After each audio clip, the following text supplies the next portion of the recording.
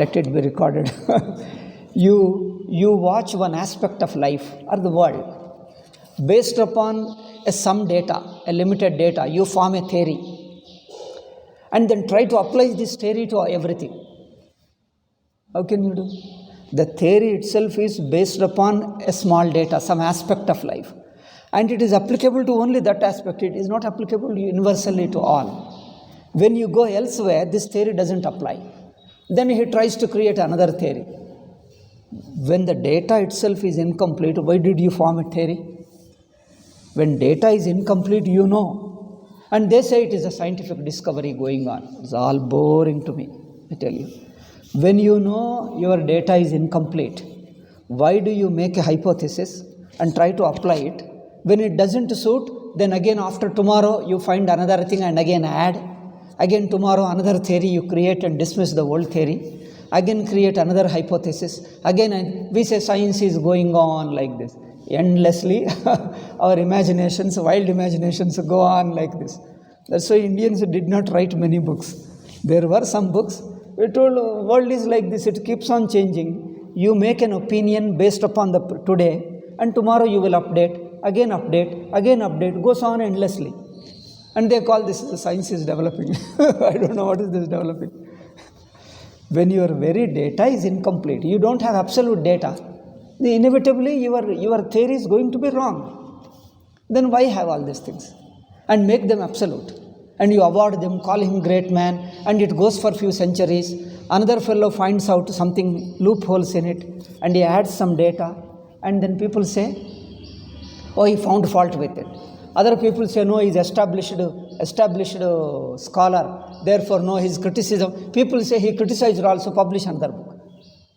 Why don't you dismiss the very theory? No, it is his opinion. You compile another book. Another fellow says, these two people are wrong. You written two books and third book and read and say, oh, this is another book. You keep on compiling opinions. This has become too much boring, the modern civilization. It has come to India. Indians also, this foolishness, they also have fallen for it and they have been doing it. And the person himself is, I'm telling in general, himself is not a seeker of a truth. If you are a seeker of a truth, you search. You will find it. Let the change be in your mind. In your mind, in your personality, in your outlook, in your understanding. You discover the truth, then it becomes okay. You are not a seeker of the truth. You are not interested in the truth, but you want to compile the opinions of others. One side he says, academic. Some people, he is criticizing others for being academic. But you are doing the same academic only. If he was a seeker, he would not waste so much of time. All that will come in 5 pages, 10 pages. The 10 pages matter, he filled up in 300 pages. Only compiling opinions. Okay.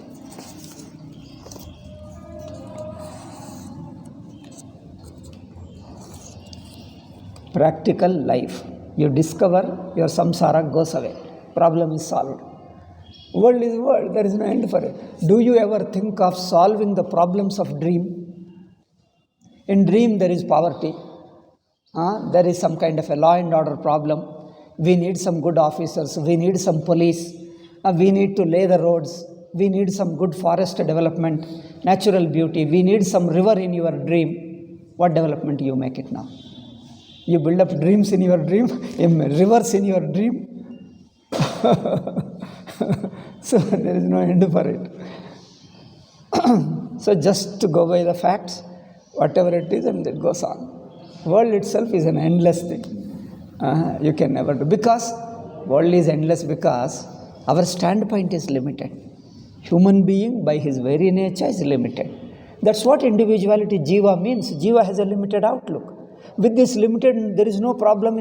As you grow the problem, you grow out of the problem, that's all. Children, there is no solution. They quarrel and cry. Once they grow up, they stop. That's our solution. Now, do you say children are crying? We should find out a solution for that. Can anybody think of finding out the solution? Children cry and play and do, that's natural. Once they grow up, it's over. Next generation come, they also live and they go up. Again next generation, again grow and they go up. There is no end for it. That's why we call Anadi Ananta is samsara. Anadi Ananta. Ultimately what counts is your inner maturity.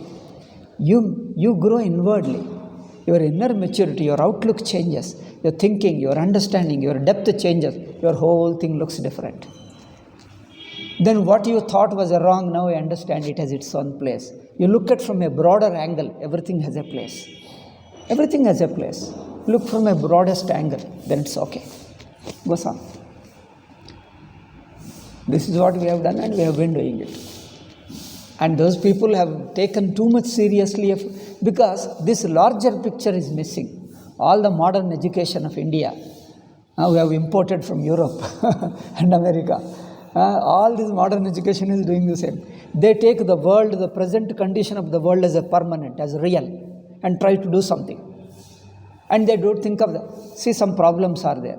Jiva's problems. Some problems will be there, and you carry some due to your past karma. Partly you have to exhaust your karma, and then you have to improve your. They say, why problem should be there? Why there is an evil? This Christianity started. Why there is an evil? They created theories after theories, and Christianity has a one theory of evil. They say it is due to Satan. Then they talked Indian. According to India, what is your theory? There is no evil. Evil is only your way of looking. It is a tentative. There is no permanent thing. Oh, they say Indians are very poor. They have no idea of evil at all. So Indians lag very much behind in this thing. We are very advanced. We have a theory of what is evil. See. So Indians lag behind because they have no theory of evil. Why evil? Why there is evil in the world? A baby also says that why there is an evil, why do I have to cry in my life? Now you create a theories based upon babies. These are all will be like our Freud's theories. Freud created theories. After some time he has grown out. He has become a better person, mature person. Then all that world looks like a waste. All that looks waste. Because from your narrow outlook, you created some theories and you reinforce them. And the next society you build up. First thing is, they are building up a society. The basic human needs are set aside. And ego becomes a center. Ego becomes a center. You see the American culture. The family is broken. Parents and children, all this broken. Children grow with a lot of frustration, depressions, all kinds of things. Then you create theories, then you create psychology and all that thing. Why don't you address the basic thing, which is an instinctive human need that parents love children and then caring them? That itself is a naturally they will grow. You don't need this thing. First they attacked the family system. Family system they attacked, broke the family in the name of their individual egos. Now you would build up whole thing, lot of universities, libraries, research centers, psychology and medicines, and why do you create problem and then try to do all this wrong way? It is something like break the leg and try to do research and then learn how to attach. First you break the bone and do research how to attach it. Then when the hand was already okay, why did you break it? So that we can do research and find out, therefore we break it. We break the leg and try to attach. The hand was already okay.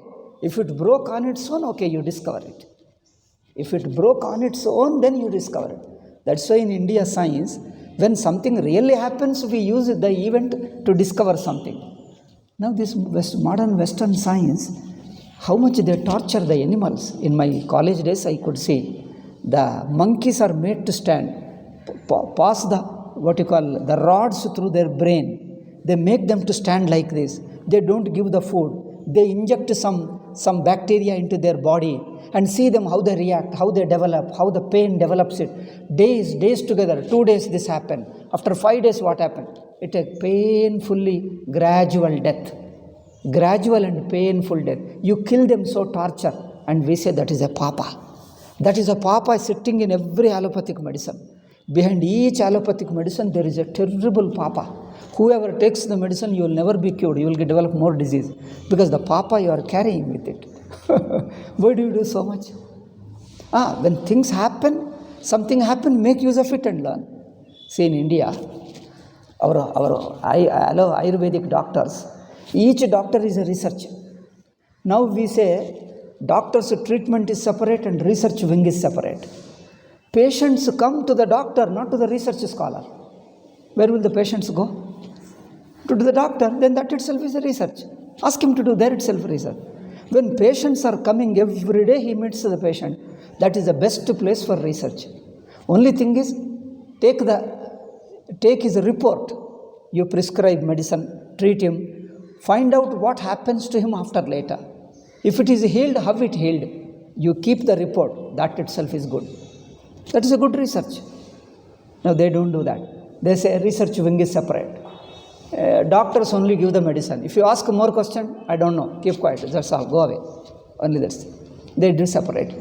Then research wing, you call the people and try medicines on other people and torture them. Oh, what do?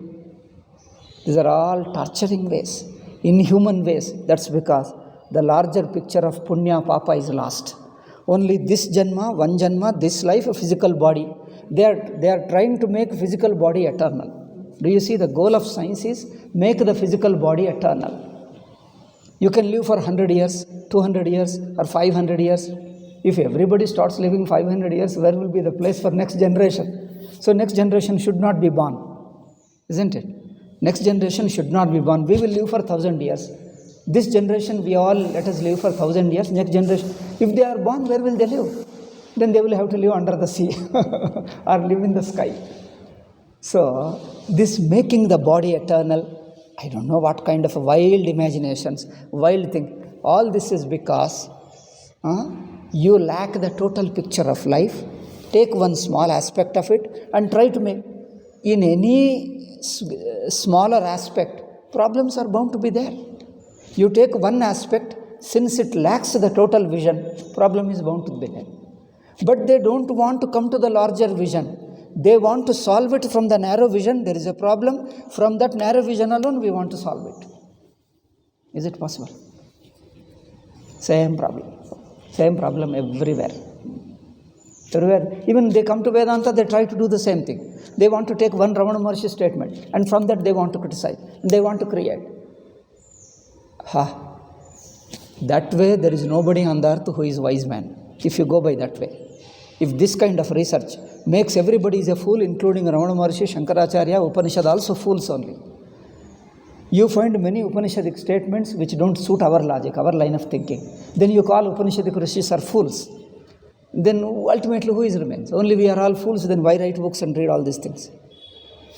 Each person, when you speak, you are speaking from a standpoint. You are addressing one person. Person comes with a background. A student comes with a background. So, he is in a particular state of mind. My answer applies to him. I give answer to him. So, partly it can be applied to others as long as it is applicable.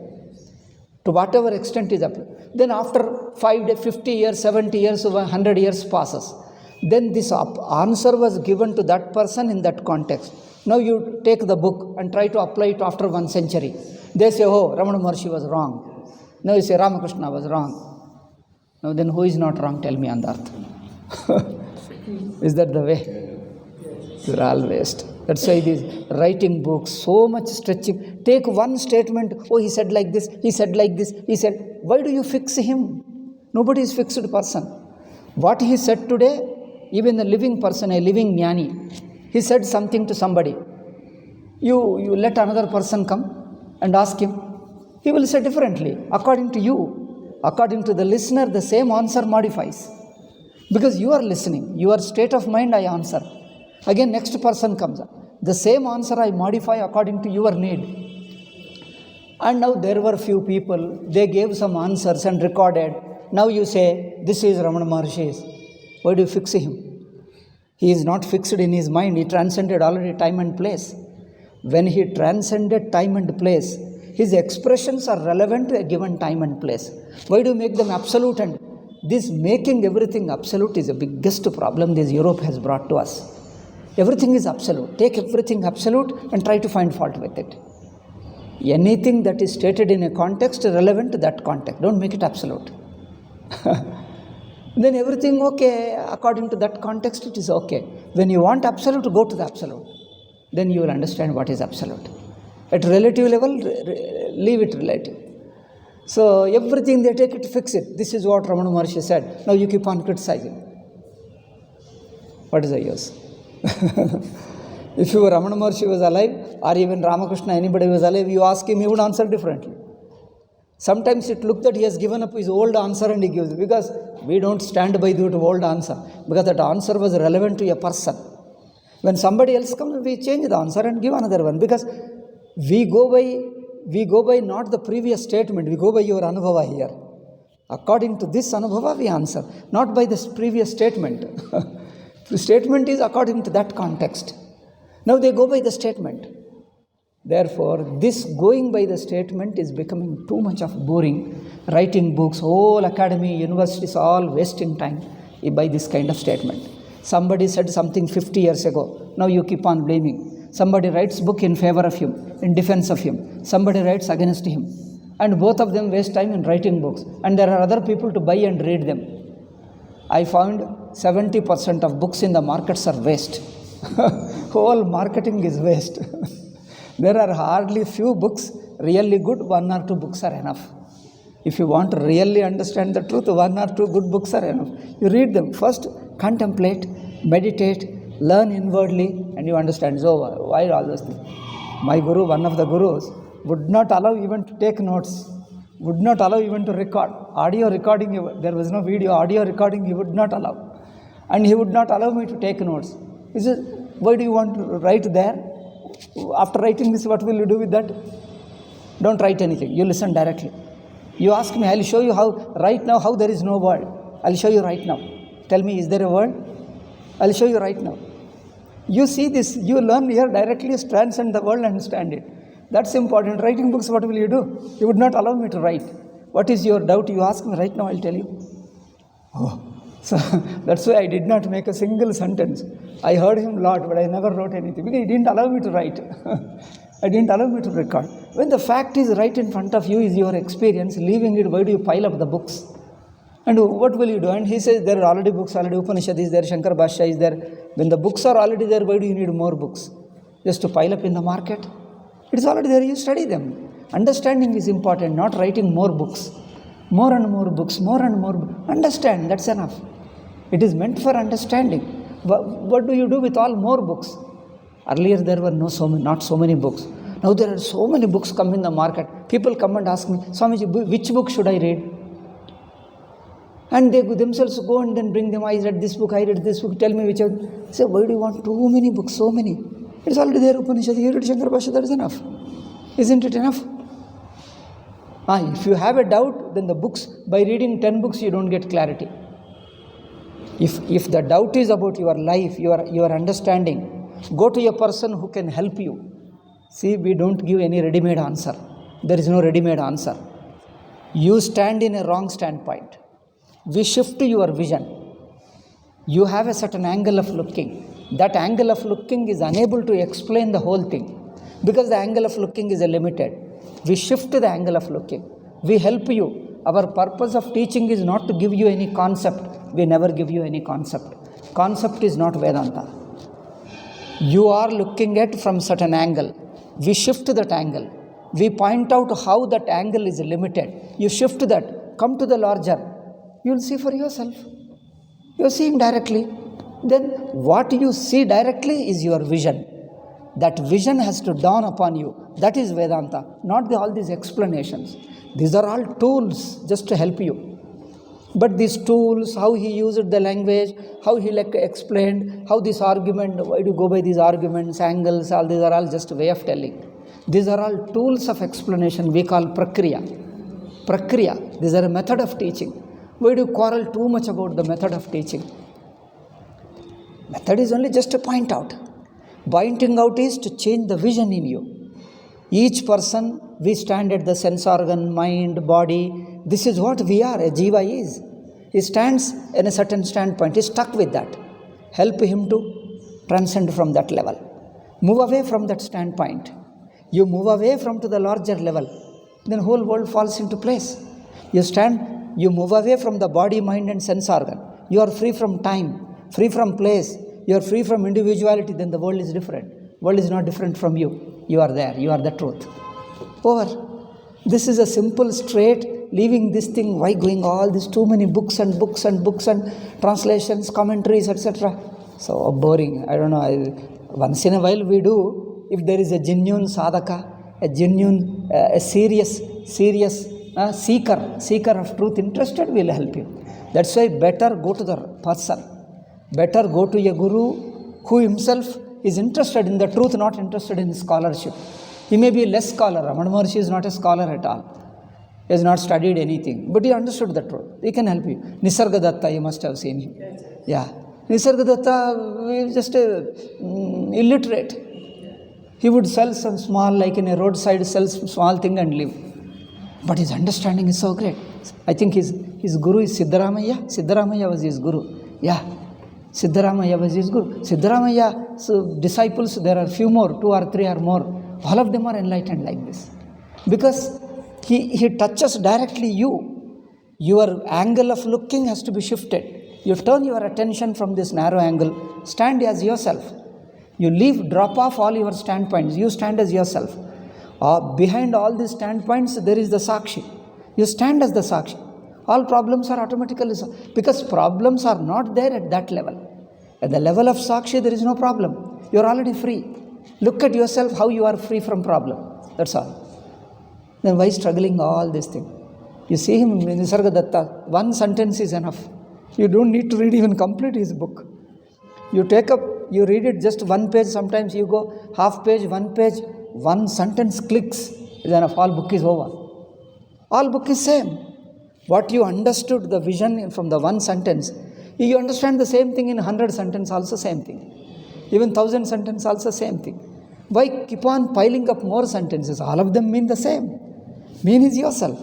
So when you are right now here present, why go on wasting time with books and arguments and comparing arguments? Okay, if a person is already stuck in certain thing, it is useful, it is helpful. If a person is stuck in certain argument, certain angle of looking, if a person has read somebody, he read Ramana Maharshi and came here, okay, it will be useful to him to help him. Otherwise, becoming too fanatic, no individual, no particular angle, no particular book, don't become too fanatic to anybody. Your basic interest is truth. They are all help on the way. All gurus, all books are help on the way. So we seek their blessing, their guidance. Take all guru, all books. But truth itself is not any particular individual. When truth is not individual, then you need not be a follower of one particular individual. As I told you yesterday, we don't take Shankaracharya as an individual. That's why I think our traditional people, you see, first 4 or 5 centuries, nobody wrote Shankaracharya's biography. All this biography came much later, after 5 centuries. You imagine, first 4 centuries, none of them had any curiosity to write down his biography. Even direct disciple Sureshwaracharya never wrote anything about his personal life. Maybe rarely one passing event. They never wrote anything about his personal life. The present biographies of Shankara, all of them came after 400 years, 4 or 500 years. All that is full of rumors. Nobody knows what is his life. Only his bhashya is available. His personal life, nobody knows. A few events that he is born in Kerala, in Kaladi, travelled south, north, and met some guru. Later he went to Kashi, travelled all over India, talked to people, discussed with the people. And at the last moment, you don't know how he disappeared. Also, we don't know much. Some people say somewhere in Kanchi, somewhere in Kedarnath, somewhere he left body. Okay, we also. Traditional people also don't take much interest. Because body comes and goes. Shankaracharya, as a truth, he is alive. Even now, he is everybody's Atma. So when that Shankaracharya, as your Atma is alive, why do you need body? Body comes and goes, doesn't make any difference. Our people didn't record. His own direct disciple, like Sureshwara, never bothered to record any of his personal life. Because these personal biographies, personal events, you see them? Do you see any photograph of Shankaracharya? Do you see any of his things used by Shankaracharya? Nowadays it has become, by following the Euro, every Swami, important Swami, the room where he lived, they kept particularly take example, this westernized Ramakrishna Math. Totally 90%, 95% westernized. His room where he lived, they maintained the room. The cot, the table he used, the chappal he used. Chappal means what you call the shoes he used.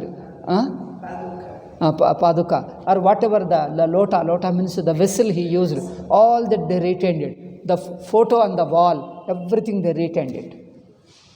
I thought, okay, Ramana Maharshi's one room they have retained it. No, they have created 1,000 areas now.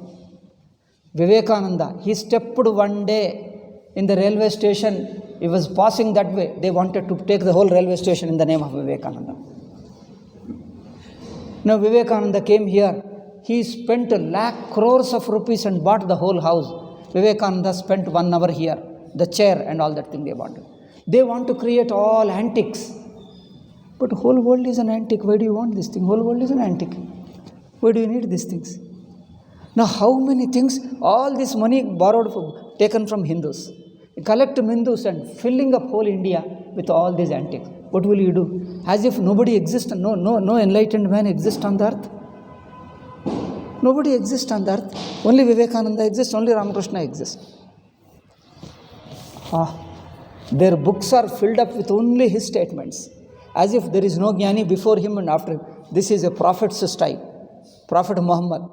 There was no previous prophets are cancelled, outdated, and next prophet won't come. I am the first and the last. I am the culmination of the old prophets, and the next prophet won't come. So neither future nor past. I am the only one. Whole world should be centered around me. Whatever evils, whatever terrorism I have committed is a model for all people. What is all this? What is all this? Ridiculous. This is what is going. Whole world, half of the world is mad like this. Terrorists have become. Half of the world has become terrorist. It's a terroristic religion and terrorist. No sanity. Too much this is. So they are making too much for this thing. If only by keeping, Madras he came there. He stayed for 1 day. They bought it by spending crores of rupees. Then they say we are serving the poor people. Why do you give it to the same poor people? All this building waste. Spending crores of money to do all those things. But that's why we have many enlightened people, many yogis, gurus, Siddha Purusha. But the place is holy. That's all. We come and spend time. In fact, whole India is holy. You can see them. Every place has got some holy, some temple, something there. Therefore, we think of them. Some rishis must have lived here. And then the place becomes holy and sit there and do japa meditation. You can see, feel it. If some yogi, some Mahatma, somebody lived there, you can feel some positive vibrations. Mind spontaneously becomes relaxed, inward looking. And make use of this thing and do sadhana and you will be liberated. Over. Why do all these things? And next generation will come, they will also learn and go ahead. And more people will come this way. Supposing what happens in one place, one enlightened man lived. Now, if you book it for him, we call booking. Booking you call it? Reserve it for him. So next saint comes, where will he live? In Rishikesh, what happened? Earlier on the bank of Ganga river, sadhus used to live. There was a Narendra Nagar Raja. You can see them from Rishikesh. If you look at that side, Uttarkashi road, there is a king's palace. You can see them on the hillock. That is called Narendra Nagar Raja. Even now that Raja family is there.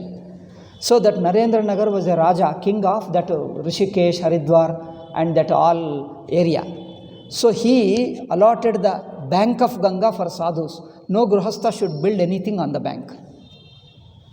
So sadhus would build some tentative cottages. Cottage means some kind of hut they would build and live there as long as afterwards he passes away, somebody else will take over. Next sadhu would come and live. And he passes away, next would come. He passes away, it goes on, it belongs to nobody. You live and then you pass away. If it is empty, somebody will use. If it is gone, again you will rebuild and go. Just with wood, few woods and do tentatively. You have to protect yourself from winter and then rainy season, that's all. Summer you don't need, you can live somewhere. They lived like that. For centuries, thousands of years, they lived like that. Now recently, during British period at the end of it, once Maharaja is gone, independence came, 47 onward, sadhus occupy the bank of it. Then that sadhu, once he occupies it, he build cement building. Then neighboring, all Ganga banks are occupied. Now they have become lodging, they are tourist places. For people come, they pay you money and they will give the rooms to them. And we sadhus go. I have travelled, I visited number of ashrams. They openly say, we don't give room to sadhus. They openly say, we won't give to sadhus because sadhus won't give money. Only those who give money, we give the rooms to them. I just traveled. Somewhere I stayed and came back. It's impossible to stay. What is all this going on? Only moneyed people should come here. So it has become tourist. So once you occupy, you expand it. You build all your rooms. Then next sadhu comes, where will he live? You occupied permanently. And what will you do? You make it only a business. For people come tourists, they spend time and make money and go. Then where will the sadhus live? Recently some sadhu was discussing, we have no place to live. You go to the forest, the government's forest department we call, they remove you. They say, no, you can't stay here, you go out. Towns, you have to buy a land and keep building and etc. Where will you get the money? Now where will you go? They won't allow in the forest. Towns we can't live because we have no money. But where should sadhus live? What is all this going on? Because too much of money-minded, too much of body-level living, this is creating a havoc. Because from the Europe they got it. You see this Ramakrishna Math doing what they are doing it. Thousands of places. I think I should make a list of them. He put a food, they buy the whole building. If supposing he visited our Holy Narsipura Ashrama, Karyalaya, that's all. Next time they say Vivekananda's permanent place. Nobody should do. Everybody should come and visit and go. This becomes a museum of Vivekananda's. Now, if they occupy all these places, buildings, then there will be only Vivekananda's in India. There won't be anybody on the earth. This is too much.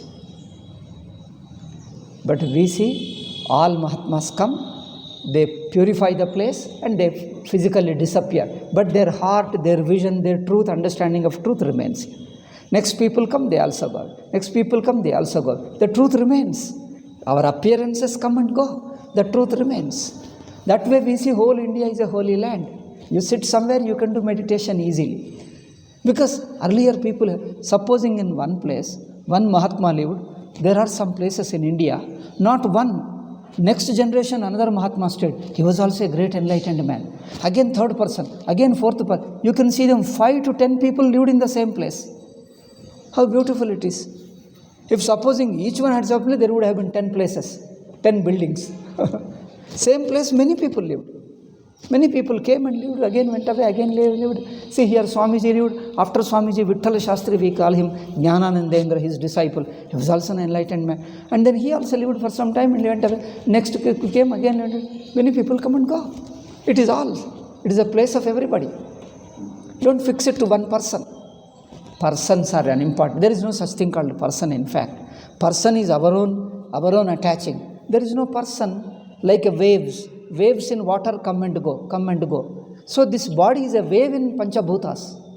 This body is a wave in the earth, isn't it? Like a wave arises in water and disappears, rises. Similarly, from the earth, like a small hillock, rises a body, merges into earth, again rises, again merges. So all these bodies are waves on the earth and water and Panchabhutas. So people come and go. There is no permanent individuality.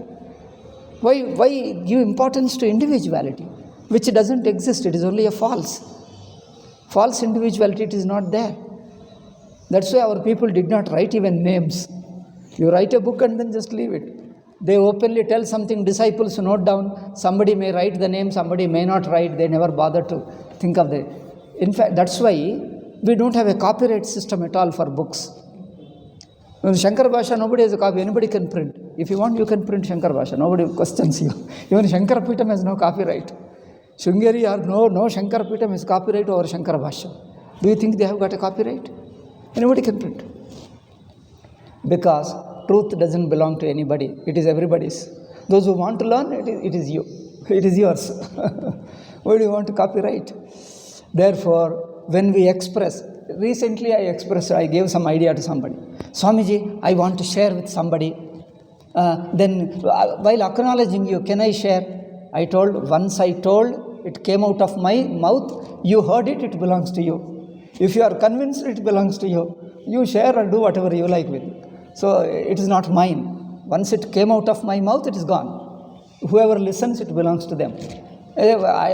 Because even I can't claim it is mine, because the idea occurred to me, what right I have got to say?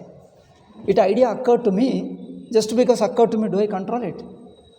It just occurred to me, I expressed it. So it is the whole property of the whole universe. It doesn't belong to anybody. Just as certain ideas occur in you, in me, in everybody, it belongs to all. In whosoever that idea occurs, it is everybody's idea. As long as you are convinced, you can make use of it, don't abuse it. That's what we say.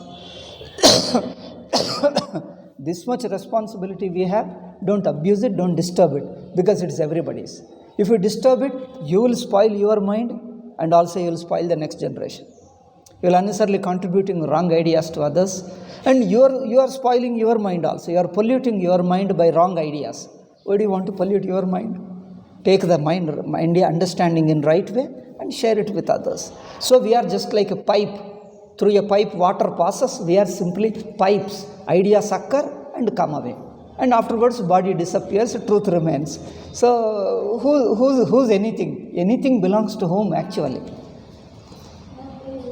See, you are born in a place. Do you claim that this is my place? You happen to live, therefore it becomes yours. So you travel by a bus. Can you say that I traveled by this bus, therefore this bus is mine? I traveled by train, so this is mine. You sit and in a bus and travel. So okay, afterwards you get down. Similarly, you are born here and afterwards you pass away. How can you say this is mine? There are so many places people live and go away. So you see as a whole cosmos. We are all the waves of cosmos, like waves in a water. Everybody comes and goes, comes and goes, comes and goes. Ultimately, the water remains.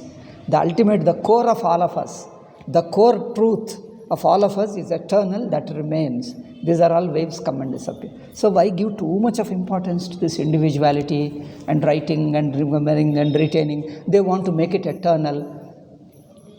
I don't know. This is too much of attachment to the external forms. External form is only a symbol of inner truth. So let the symbol remain, because the symbol helps the people. Symbol, so all enlightened people are symbol of that inner enlightenment. So keep him as a symbol, that's all enough. The buying the building and keeping it permanently in his name, then it becomes a person becomes important. Vivekananda told no, person is not important. The truth which stands by important all over the world, he told. Now his followers are making another, they made him permanently, I don't know what you call it. Instead of symbol, they made himself a permanent thing. Wherever he stepped in, they started building, or already built, they bought the houses. Even the place he was born, and that place also they bought it by crores of rupees and left it there. Whoever wants his furniture, the place he has lived, his mother and father, all that they retained it. People go to see that. What is that? It is like any other chair. See, like this table, like this chair. Is there anybody like that? Why do you want too many of these things? All waste. Waste means they lack the total vision. So you talk of Vedanta and you again make everything too much of worldly things alone. So therefore, we have repeated janma. You come in this body, again you assume another body. Inwardly you remain the same. You assume another body goes on until you discover yourself. Until you feel that you don't need to be an individual. Until you discover that you don't need to be an individual. And once you discover the individuality is gone, you stay as the truth. It's over. And those who are, let them continue. So anything, use it as long as it is useful. For whatever purpose it is useful, for your higher growth, for your inner growth. And beyond that, unnecessary importance is harmful. Giving the thing as a thing itself is not important by itself. Whatever it symbolizes, it inspires some good values, some good idea. It is important in that much. It inspires, it guides the society. Eternally it is valuable, because for next generation also it is useful. Next generation it is useful. So use it. As long as it inspires some good values, good idea, good understanding, it is useful only that much. Beyond that, making it rigid, I can show you. Even in the Upanishad, some of the statement looks totally against Vedanta. They look wrong. Because the whole context, that whole society, they were keeping that karmakanda ritualistic in view. So he was addressing those even Shankaracharya, some of the arguments look outdated. Because in those days there were Mimamsakas. The rigid ritualists, they say, Shastra Vidhi, you have to accept it. You have to follow the ritual. You can't give up. Whether you are enlightened or jnani, ajnani, grahastha, sannyasa, worldly man, sannyasi or anything, you must follow the rituals. There is no escape. This was the view of ritualist. Shankaracharya told ritual has a purpose. And those who are interested in the purpose, those who need that purpose, they alone should do. It is not necessary, compulsory, and everybody must do. That's not the way. This is what Shankara's view. They say, no, Veda said it. It is uniformly necessary for all to do. That's all. Now, don't look for the reason. Don't look for the purpose. Whether you like it or not, whether you need it or not, you must do it. This is making unnecessarily absolute. What is relevant to your context, you are making it as absolute. This is what Mimamsaka. Now those Mimamsakas are gone. There is nobody is existing these days. There are a few people, but those Mimamsakas also have become Vedantins now. There are very few Mimamsakas. They don't like Shankaracharya. Even now there are few, very rarely, very strict Mimamsakas. They want rituals alone. They say our ritual alone is everything. Even Shankaracharya, they respect them, but if you probe them little bit, they say, Shankara has talked something, we don't accept it. We don't accept it. He was a great Mahatma, that is okay, but we don't accept it. We say rituals alone. There are very few people Mimamsaka, but most of them have gone now. Most of them have come to Vedanta. So he was addressing them. So to address them, certain way he has to answer. Now the time changes, society changes, their outlook changes, their thinking changes, so much changes. Now according to his changed mind, we have to address. The same truth, the way of explanation changes. We have seen them, the same truth, how you can explain it. I don't remember now exactly events, instances, but there are, I think I have to search for them and find out. As an example, no, I can't give any example at the moment. There are certain answers, you give one answer one way, and for another person, totally opposite way, you have to give the answer. It looks totally opposite, but both the answers are correct. Because this first answer was addressed to one particular person. Another answer was addressed to another person to clarify his doubt, because he is coming with that background. For example, a person is too lazy. You tell him, hey, laziness you can't be. You can't be sannyasi, you must work. Because he is too lazy, you have to inspire him to be active. Otherwise his mind is dull, he can't understand anything. Another person is overactive, is too much active and disturbed person, anxious person. They say you have too much of anxiety, you are too much disturbed, be relaxed. Then what to do? Take few days holidays, don't work. Don't do anything, simply sit idle. Now you see totally opposite. For one person you can't sit idle, you must work. You cannot only sleep. Rest of the time, as long as you are awake, keep doing something or other. Don't sit idle. For another person, you are too active, take some rest. Daily take few hours, simply sit as a meditation. Just sit, don't do. Now if the person listens to this answer and he thinks that this Guruji told that nobody should sit idle, everybody must work hard. But he answered something else to others, and that they have not recorded. They say this is what Ramana Maharshi's or Ramakrishna's answer, permanent answer applicable to all. Why do you make his word a contextual sentence as a universal sentence for everybody?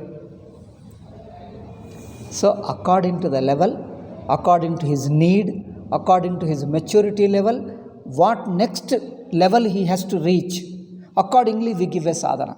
If another person is at another level, then okay, you need to reach this level, you give this sadhana. So sadhanas vary, person to person. So some centuries change. In those days rituals were there. Some people, some tantrika, some people, some kind of a, Vedic, some rituals. Some people follow bhakti. Accordingly we keep on adjusting, keep on teaching. So all these things you can't put in one place, and how many variations, how many levels, how can you put in one place? And therefore we generally say, according to the person we will address. Writing book becomes a good big encyclopedia. If I write all these things, it becomes a big encyclopedia. I can write, but it becomes too big encyclopedia. But who will read? If you read too many contradictions, too many levels, then after reading so many things, they say, Swamiji, if we read all those things, which one I am to follow? Again, the same question comes. It's too many levels, too many things to talk. Should I do? What should I do? Should I do this or this? If I say follow this thing, they say, but you told me something else. Yo Rama, you leave that. You follow this thing, that's enough for you. He says, no, but you said something different. Now what am I to do? You get confused again. So people, instead of living, interested in compiling, trying to compare and then contrast and try to decide, and what he said it like this. Why do you want to brand one person? This is Shankara's, this is Ramana Maharshi's, this is Ramakrishna's. There is no person's philosophy. All philosophy is talking of truth. The truth is in you. We all are the same truth. So different people looked at from different angles. According to the need of a student, we explained them. And after the same teacher, when another student comes, he talks from another level. Then it looks contradictory. They say Buddha said something. After Buddha did not talk of rituals, he talked of only meditation. Later his followers started using some tantric rituals also. Now these people, Europeans, say, oh, people have deviated from Buddhism. Buddha never advocated rituals. People impose on Buddha, so all this is wrong. This is non-Buddhistic. Who are you to say? They are Buddhist, they know better. That way, there is no fixed person at all in India. Every founder later has changed many things. Thing is, what Buddha told, you should stick to only one sentence. Why do you want to be centered around one Buddha as a person? We don't see Buddha as a person. Buddha taught certain things according to certain people. So his basic intention of his meditation, his inwardness, his vairagyam, his control of sense organs and all that he taught. So take that. So Buddha, for example, Buddha taught some sadhana for your purity of the mind. And he did not teach others. Supposing you adopt another method to purify your mind, what is wrong? Like our church says. They told you, you surrender to Jesus, believe him, have a bhakti for him, your mind is purified. Supposing you do karma yoga, or you do some namasmarana, or you do some yogasana and some yoga asana also, you will get the same purity. No, that is satanic. We don't believe it. We don't believe in yoga. We believe in only Jesus. But for purifying the mind, when there is another way, if another way does the same thing, that is also okay. If Buddha did not teach putting Buddha statue and worshipping and meditating, you see, you must have seen him. Buddha statues in the face, the person who made, like an artistic mean, you can see him, there are different mudra. Mudra means postures. In some face, you can see karuna rasa. Karuna means a compassion. You can see his face, he is very compassionate. In another person, he is silent. The Shanta. Shanta means peace. Very just peace. So, in the same face, there are different faces of Buddha. One face shows one feeling, another face shows another feeling. So, accordingly, you can take that face and meditate on it. There are the different faces. Some place there is a kshama. Some place there is a karuna. Kshama means forgiveness. Some places there is forgiveness. Some places there is a compassion. Another place there is a peace, means just silence. Some places there is ananda, is so joyous. So these four, I'm just giving four, there are many. These four postures you can see on his face. People have sculpted these four faces differently. So, but Buddha did not advocate that you put my statue and do this. If they do it, so wrong. What is wrong? He advocated those feelings of forgiveness, compassion, these things, peace of mind and joy and all that. The same thing you use through statue, but you are doing the same thing. Same teaching, same idea. If you can achieve it through differently, why should we not go for it? That's why what Buddha did not teach, later people added from Hindi Vedic Dharma only. They added from Vedic Dharma only because all those Pandits have come from here only. Where will they go? They were born Hindus and later become Buddhists. So they carried all their old samskaras and they taught there, they modified it. But nobody calls it as a non-Buddhism. We only say Buddhism has incorporated many things. That way, every tradition in Hinduism, whatever the founder told, we don't stick to that. They keep on adding. That way it is intermixing of all various traditions. Shankaracharyas, Ramanuja, Madhva, even Vyakhyanakaras, all intermixing. That way, ultimately, there is no exclusive tradition of anything in India. There is nothing exclusive. Some people take partly Vedic, partly add Tantra, partly add Purana, partly something, all are mixed up all. You see them, no tradition has remained pure. All of them are mixed up. So we don't mind it as long as it is useful and you use it in a right way for right purpose. Because we respect all rishis, all jnanis, all mahatmas. If you advocated a certain another sadhana, use it. What is wrong in it? We have got hundreds of meditational methods. But no, my guru taught this, I will do this alone, I will not do other. Because it is a blasphemy and all that. There is no such thing called blasphemy. It is all meaningless. It is only your ego creating blasphemy. Whatever is good in that, to whatever extent it is useful, adopt it. What is there? So we don't mind adopting anywhere in the Europe, in America also we adopt it. And once we adopt it, we don't claim that this is exclusive. You adopt it and acknowledge him also. We acknowledge him also as a guru, from whomever we have taken. He is also guru, we respect him and we include it. Because guru is not a person. It is all enlightened rishis, all gurus be equally guru. Guru as a principle is one, but expressed gurus are many. Guru principle is one. Therefore, when I teach it, I am not teaching as an individual. It is not my personal teaching. Though I add my own personal understandings also. But because when I explain, I will explain certain things are found in Bhashya and certain things I explain in my own way. Naturally, some addition will be there.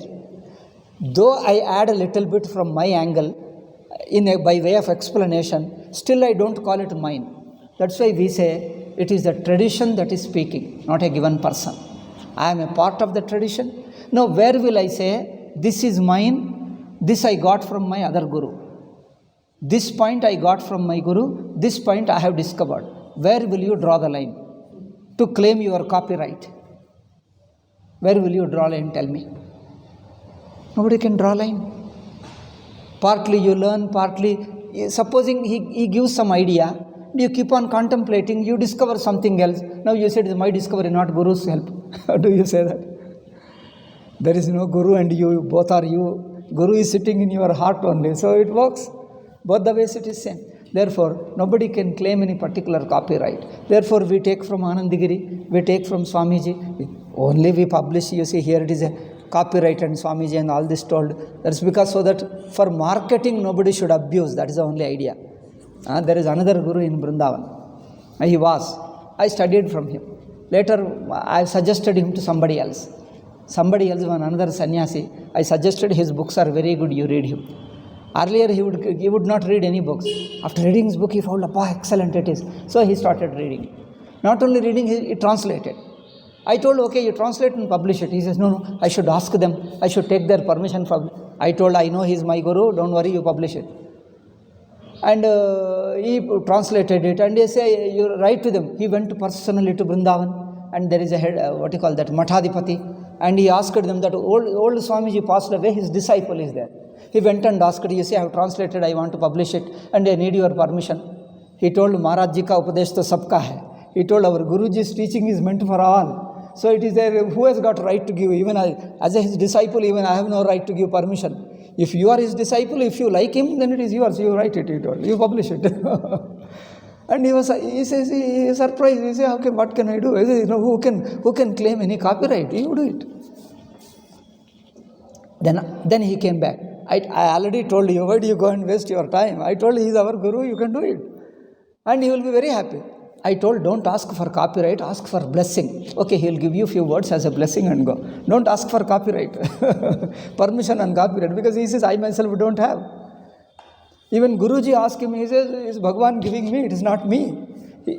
See, certain ideas occur to me and I'll teach you. It is his. If you want, you take permission from him. You take permission from God and write, and not me. Who am I to give you any permission? You take from him. As long as you are sincere, you pray to him and take permission and write it. So that way we don't see it as a personal, nothing is personal. This outlook you get it, your searching of the truth changes, you see.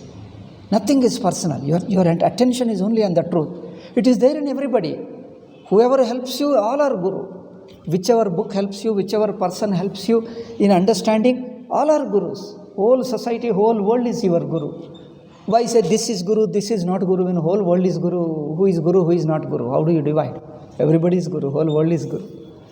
Every animal, every plant, every human being, even mountain, earth and sun and moon, everybody is guru. Why do you make one person thing, particular thing? So, this is okay for children, for two small people, okay. Take this is a guru, okay, this is the book for children, okay. But as you advance, why do you go on sticking to one person, one this thing? Is a good scholar. Good scholar behaves like a child. It's a good scholar, he should come out of all those things. So, anyway, it is up to him. So, this is our basic, that's why people want to ideas more. It is not idea as an idea, how to discover an idea. Vedantic ideas, not only it teaches you an idea, but it also wants you to learn how to discover that idea in your life, in your anubhava, in your experience. Don't carry as a concept. That concept should become your vision, your intuition in you. So it teaches how to discover that. That don't ignore it. You can see in Bhagavad Gita at every stage, sadhana as well as the idea. Sadhana and idea. Take up an idea, and sadhana also equally necessary to understand. Those who are not interested in discovering that idea, when you listen, it is an idea. When you discover, it becomes a fact for you. So discover it as a fact, not as an idea. Discover it as a fact of life, fact of you. So once you pick up as an idea, don't quarrel it, because it is still an idea. It has not become a fact to my life. So it is an idea. Don't quarrel with people. No, he said like that, he said like this, Shankara is like that. Shankara did not want any defenders on his behalf. He didn't want advocates on his behalf. You defend me. That's why Shankara doesn't need our defense. He stands by on his own. No Upanishad needs our defense. It stands on its own. So why do you want to defend him? So idea defending is unnecessary. So when you take it as an idea, it has not become a fact for you. So don't quarrel. Wait. Try to understand. Once it becomes a fact, now you share with others. Share with others. It becomes easy. When we study, I'll just tell you one point and then, time is up. When I studied, when I went to my guru, I had no idea of writing books. I have no idea of teaching others. We went there as students to learn it for myself, to change my life, to understand. So, over a period of time, it went on. And then somebody told, after learning, you should go and teach. I told, I never had that idea that I should teach others, that I'll become a guru and I'll teach others. I think and we never had that idea. I came here to learn the truth for myself. Because to liberate me from my samsara, I have to be free from my samsara. So I should understand, I should become free from this samsara. That's my goal. So after understanding, I don't know, I may teach, I may not teach, that I don't know. If somebody is interested, if somebody wants to learn, seeing somebody seeking truth, and we may help. But helping is a spontaneous thing. It is not as a goal that I must do. We don't put as a goal or any idea, anything. Just and if somebody is interested, we may share with them. That's all. That's a simple thing. So, but the sharing, teaching, writing book itself is not a goal, it's not a serious thing. We may write if somebody asks that I have this question, I have these things, they write. They themselves ask, have you written a book? Why should I read? For whom? If somebody is interested, I'll write. If nobody is interested, why should I write? For whose sake? So when you are writing for somebody. If somebody is interested, we'll write. If nobody asks, I'll just remain like this. Therefore, in all our books, you see them, some disciple goes to a guru. He puts a question, then the answer comes from a guru. It's an excellent answer he comes. If suppose he did not go, he would not have given the answer. He would have died with that knowledge. Nobody knows. In all our books, when you take Mahabharata, Bhagavata, everything, some disciple goes to him, puts a question, and he gives an answer. That answer is recorded, and that will be useful to society. If supposing nobody comes, he never thinks of writing anything. Because writing for whom? For what purpose? Because he has no inclination. He has no inclination to write somebody, do something, to impose something on society. People are there, certain seekers. So we are only just pointing out. It's like a showing light to a person who is seeking on his own. If a person is not seeking on his own, you can't impose, you can't force a person. If he is already seeking, whatever we tell, it will become a help. It becomes his help, that's all. So whatever you speak, he knows how to make use of it. He will use it, and that will be help for him on his way. So there is no conscious prachara, propaganda in Hinduism. That's why we have no conscious propaganda, writing book, go there and you call the people, this many people, see, we have Vedanta talks, all are welcome and we are interested, we are teaching, giving so many talks, come, keep on calling people and giving them. I don't know, this looks very odd for us, we never did in our life, nor our earlier gurus did it. They just go, people come, if they are interested, they ask questions and they will answer, and it goes on. It's something like a river is there, river flows. If somebody is interested, goes there, takes water, drinks and comes back. River doesn't say, I come here with water, please come and take my water. It doesn't announce, it doesn't call people. Those who are interested, they come. That's all, it's a simple thing. Because river is happy by being a river. It doesn't have any ambition, any desire, any imposition. River is river. And those who have drunk water, he will drink and come away. If he finds somebody else, I am thirsty. Yeah, I had water there. If you want, you can go there. But he doesn't become a propagandist. See, there is a river. Come, I'll take you. Now I make an association, an organization. This many people, monthly this much, I'll charge you, I'll take you to the river. The river is there, you go. What will I do? If you want, I can show you the way. This is the way you go and drink for yourself. So we don't own anybody. Nobody owns because it belongs to everybody. It belongs to everybody. Nobody owns anything. Everybody who is interested can learn. And once you discover, you spontaneously share. Not with any ambition, any goal or any imposition. Anybody knows it, spontaneously you share. It happens. It happens without any conscious goal, conscious idea, and without any agenda. It spontaneously happens. So anybody comes, listen and go. If nobody asks question, he will remain by himself. He will remain. We have met people in Rishikesh, people, I think you didn't see them. I don't know whether you have seen them. Now I have lost touch with Rishikesh and that area. Earlier we knew certain people. I had some way of recognizing people. When I talk to them, I can recognize. So we had certain people, we'll go and sit with them. They were also naturally spontaneous people. There is no consciousness, there is no way of doing. You put question, the spontaneously answer comes. He doesn't even think that this is the answer. He doesn't answer from his memory. Oh, answer to this question I studied in so-and-so book. So-and-so quotation. He neither gives quotation nor answers from memory. You put a question directly applied to your anubhava, which is Brahmanubhava, and from that answer directly comes. So, any question you put it where he stands, you can understand instantly. Where he is stuck, at the level of body or mind or sense organs, where is he stuck? And you remove that blockage and he understands it. That's all. So directly answer it. Which book they say? Sometimes when they answer, they say, where is this answer? In which book it is answer? We don't know. It must be there. Must be there. We don't know. Remember, it must be there. You search for it, you may find somewhere. You search for the book, you may find somewhere. So if you keep up, so they don't answer from the memory, from the memorized statements. While studying as a student, you use them. After some time, the sentences go away. Sometimes they remain, sometimes you forget it. Because the sentence is not for sake of sentence. Sentence touches the truth and you are interested in that truth. The sentence may be useful. Somebody has got already respect for some Ramana Maharshi, okay. If I quote Ramana Maharshi, you will be happy because you have got already some sentiment for Ramana Maharshi. You have sentiment for Upanishad. If I take the name of Upanishad, so-and-so Mundaka Upanishad, you feel happy because I am a lover of Upanishad. So a person comes with certain background, okay, it will be useful to him. You can refer. Otherwise, those who are not particular about who said it, which book said it, is not the point.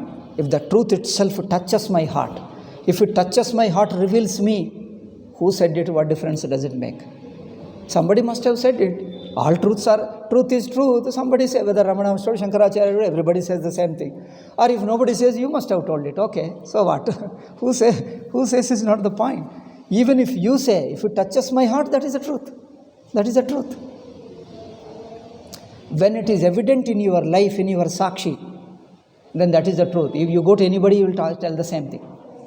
After telling something, some people say, oh, is it true? I have never heard it.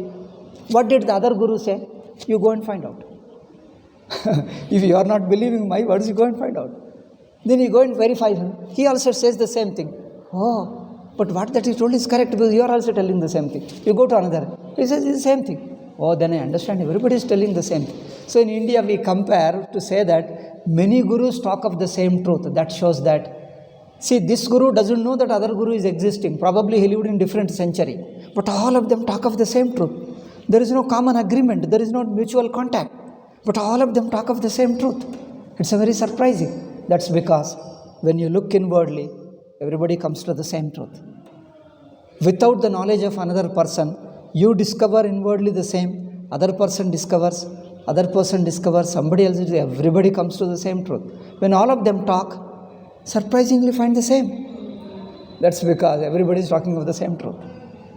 So that's why we generally, sometimes we quote little Shruti, Smriti and all those things, so that to convince him that it is not an individual view, it is not a personal narrow view, it is a universal fact.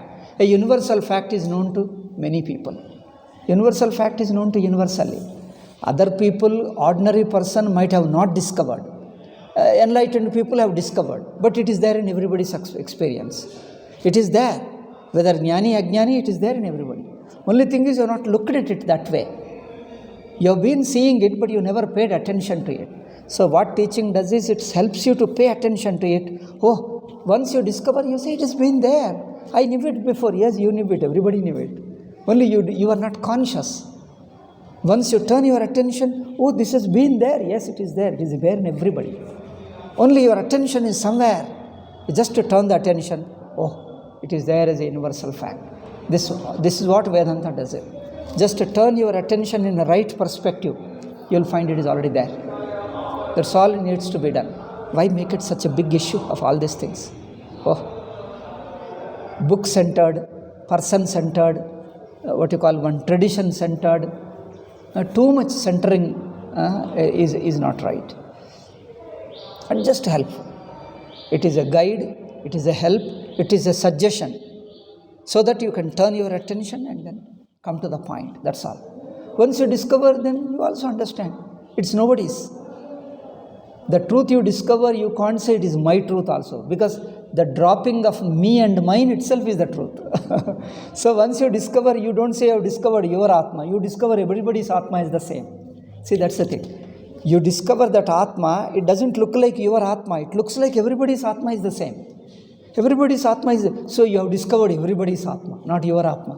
You discovered everybody's Atma is the same. So it is nobody can claim, and it is everybody's Atma, and everybody can see there. It is there. It is just there. It is like sun is there. Anybody can go and see it is there. Sun has risen. No, anybody can go and see it is there. For anybody sees, you see the sun same. So too much, in fact, all problems are this individualization. Individual standpoint is the problem. More and more you give up your individual standpoint, more you become closer to truth. You do any sadhana, any yoga, any meditation, any bhakti, any Vedanta, ultimately everybody has to come to this point. If this you achieve, then you are on the right path. Wherever you are, whichever book you read.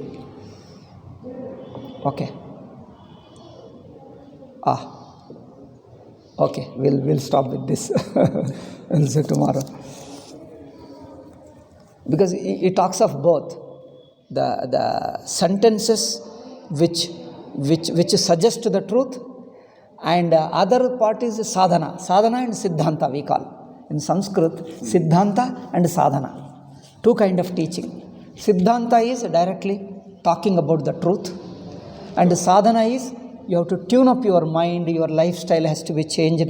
Tune up your mind in such a way that your mind will be ready to discover. Mind is ready to lose itself.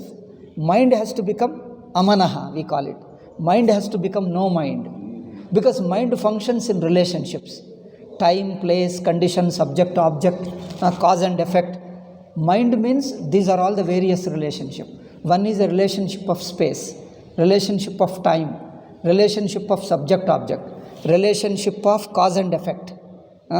Cause and effect, and then what you call substance and attribute. Like this, there are certain relationships. Mind works within these relationships. No mind means you transcend all these relationships. That means you discover the truth, the consciousness, the sakshi, which can be put in neither of these relationships. It cannot be put in any of these relationships. When all these relationships are set aside, then that's called is no mind. No mind means this. Because mind means you work within relational things alone, within the relationals. Even the word and the meaning also is a relation. Word and its meaning is a relationship. The speaker and spoken, this is a relationship. Speaker and listener is a relation. Everything is a relation. But in the discovery of the truth, you don't understand as a listener. The speaker, listener, both have to be resolved, both has to be dissolved to be able to discover that existence. It is neither speaker nor a listener. You start listening as a listener, but the meaning of the listening, the moment you understand it, in understanding you have to drop your individuality as a listener. As a listener, if you listen and retain your listenerhood, you will not understand. Your very listenership should be dropped. Then the culmination, as a culmination of listening, you will stand as the truth. You will stand of the truth where you will be neither listener nor there is a speaker. You have to dissolve the speaker and you remove your listenership. You have to remove his speaker. There is a speaker and I am listening. This relation also should be dissolved. Neither there is a speaker nor there is a listener. Both you dissolve and stand as the truth. So, therefore, listening is a tool, is a tentative. But the culmination of listening, this should be dropped. This should be erased. Then you stand as the truth. So, there in the truth, there is nobody. There is no listener, there is no speaker. Truth itself exists. In that truth, all this world is one. That is the way it has to be understood. Otherwise, you listener, speaker, book and that person, this person, his idea, that idea, you keep on working in this relational world. And then the relational ideas, concepts, comparison, contrast, you get stuck in that alone. And I think how long they live it. Anyway, that is also one stage. We are not condemning. See, we have no condemnation. What can you do condemnation? It is also one stage. You will discover. After a time comes that, where will I go? It is going, I am going nowhere. I am getting stuck. It is too much of intellectual, conceptual alone. I am not satisfied. Then either he may go to Guru, or some Guru will suggest him, or he himself may discover, I am bored with these things, I don't want it. Then he will drop that conceptual level. Then something occurs in him, he discovers something. Either he discovers or Guru suggests somewhere. So if he is in the wrong path, okay, let him continue. After some time he will come out. Therefore, if somebody is in a wrong, we don't go forcibly to change him. We will allow him to discover. He will discover. Because truth is truth. Nobody can be happy. Nobody can be satisfied with a wrong idea. The wrong idea itself will check him if he is sincere. But if he is a fanatic, you get stuck with the wrong person, you keep on defending and force it on others.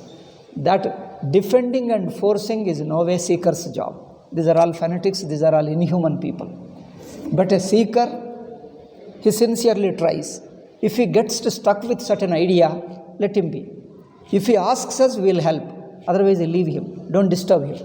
Let him. Or you may just suggest and leave him. You will keep on working in that imaginations, ideas. A time comes, he say, still I have not discovered the truth. There is something dissatisfaction in me. Something I know so much, I studied Vedanta, wrote books and taught people, but something still is missing. Then you look for yourself. You find out yourself. So you taught all those things are gone waste because all the teaching and writing books are waste. First, have you discovered for yourself? No, then discover it. Where does your dissatisfaction lie? Because you are stuck with ideas, concepts alone. Yes, that's what I have been feeling. I have been arguing. I say this argument takes me nowhere. I need to transcend the very argument. Now you have discovered. Now I can help you. If you feel the need of it, we can help you. But if you are still in that mood of defending alone, we don't quarrel. Okay, leave. After time comes, we will tell you. Until then, remain. So, let him grow. Let him. Sometimes a person gets stuck at one point and it takes a long time to come out of it. Some people come out very fast. Some people take a little longer time because he's stuck in that conceptual idea. Let him remain. After some time, he will realize it. Then we can help him. Otherwise, forcing is another imposition, fanaticism, controlling the society, imposing the ideas, writing the books, you follow my book, don't change, then heresy, blasphemy, all this nonsense goes on. Okay, Om Shanti, Shanti, Shanti.